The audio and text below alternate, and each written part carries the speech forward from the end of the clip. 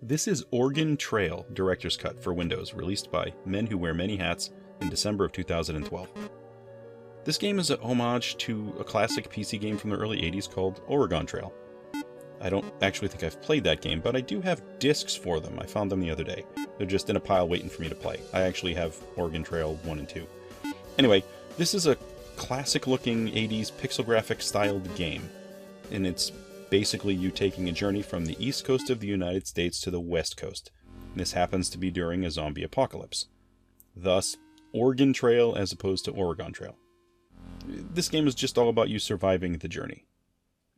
You create a team of 5 characters, and you're going to find the gameplay is really mostly a step-by-step journey of you being on the road, and you're going to visit various cities and encampments.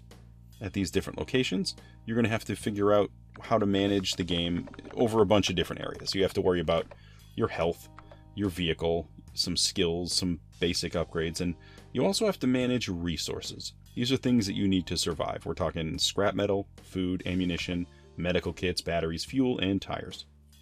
You're going to need these resources at different points of the game, and honestly, you're not ever going to know exactly when you're going to need them. You're probably just going to want to have them. That's the thing with this game. This game is designed to keep changing. And that's probably what people remember from the game it was based on. My understanding is there's this pervasive randomness of things that can just happen out of the blue. Totally out of your control. You could have a ton of food, and as you're driving along your route, suddenly a message pops up at random, and it says, someone in your party sat on a pile of food and ruined a bunch of it.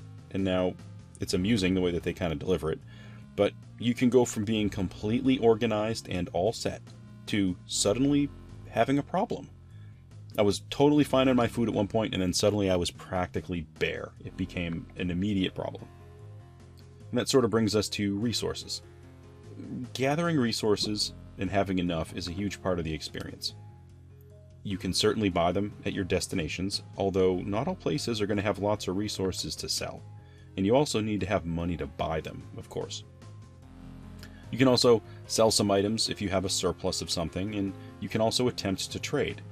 Trading is a bit more random, and I guess you're going to have to determine what a good value is based on what your current stocks are versus your current need.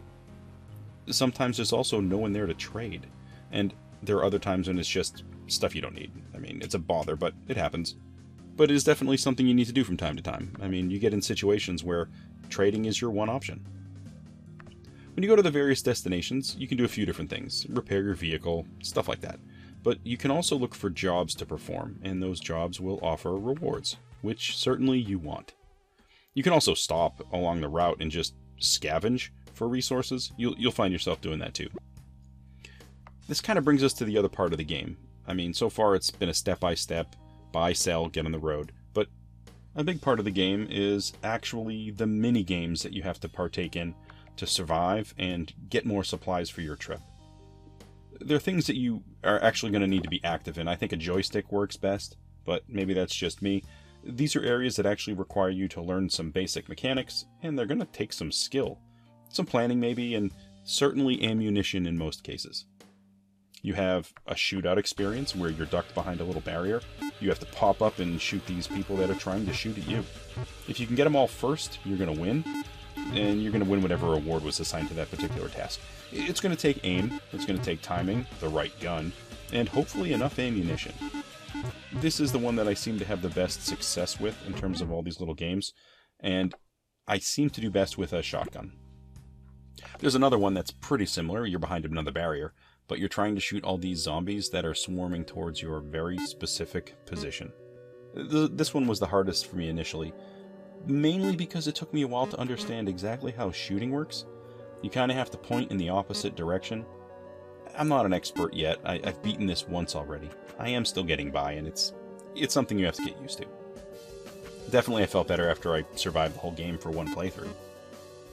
There's also a single-screen roaming stage where you're going to wander around and scoop up any supplies that appear. At the same time, zombies are going to start to course into the screen, and you'll have to dodge them or kill them if you have the ammo. If you plan it out correctly, you might be able to shoot a few and dodge the rest. you really need to just not get yourself touched for the duration of the level, and that's like maybe a minute long. Yes, bullets help, but don't forget you're trying to save as much ammunition as possible, because you might need them at the next turn. There's also another roaming stage that's multi-screens, and this is you just following the arrows to the end of the screen, trying to dodge all the zombies that are appearing, just to make it to this crate of supplies at the end. I find myself getting to the end of this level pretty commonly, and I usually leave an entire pile of zombies behind me.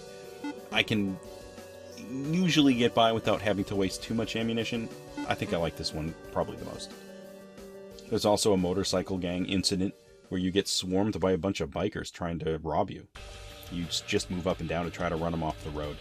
This one is oddly fun, and it's kind of a nasty bit of chaos. I really appreciated this one when it first popped up. It's just a lot of fun. There's also a day and night cycle, and there are going to be times when zombies are actually more aggressive than other times. You're going to have to balance all the different elements here, and the needs of your party at the different moments to figure out if you want to go scavenging or not. And honestly, this overall is a unique, even though kind of simple, experience with a lot of fun graphic screens. Yes, these are certainly retro-styled graphics, but even though they stick with this style, the splash screens that they show you, they're a lot of fun, and there's plenty of variety in there. I also think the music stands out. You get some really advanced music at the very beginning, but then it goes to this sort of, I don't know, music that really feels kind of appropriate for the time and the style of the game. I think it's something that really works, and it's very cool.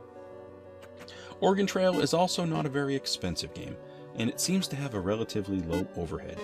I've played this on a laptop, I played this on the Steam Deck, and I played this on a tablet, and really there is no adjustments to gameplay. It all just works, and it works well. Okay, that's all I have today for Oregon Trail Director's Cut for Windows. Thanks for stopping by for a look, and I hope to catch you on another video.